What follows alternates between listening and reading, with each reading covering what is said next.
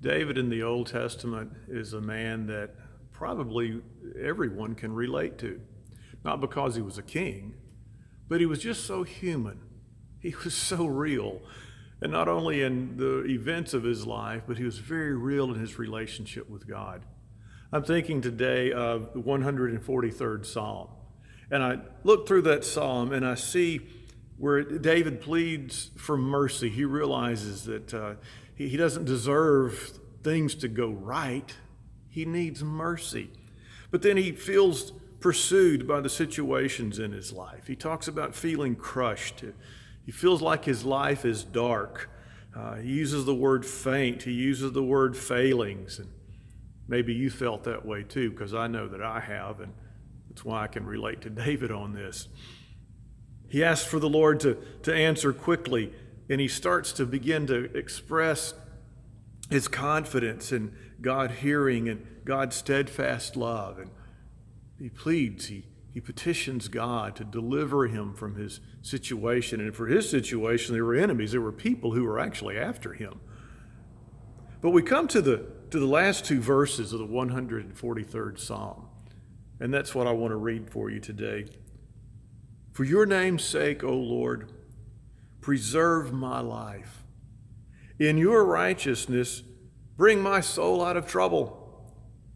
And in your steadfast love, you will cut off my enemies, and you will destroy all the adversaries of my soul. And listen to these last 5 words. For I am your servant.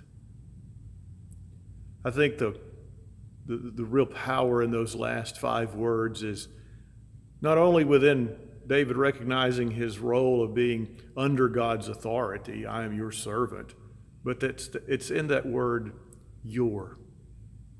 I'm your servant. You see, in our day and age, it seems to be so important as to who you are. Who are you? Are you a social influencer? Are you a person of prominence? Are you a person of means?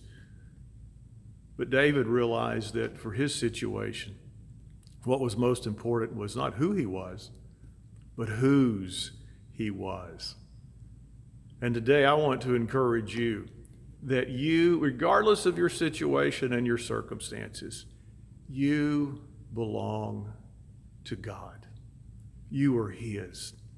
Christ has done everything for God to claim you as his own. You're his child. You're his servant. You're the apple of his eye. And today, don't feel that your future and your ability to get past whatever your circumstances are is dependent upon who you are. But be refreshed and be encouraged, and let your faith be built up in knowing that it's dependent on whose you are. And you belong to a very mighty, good, wonderful God.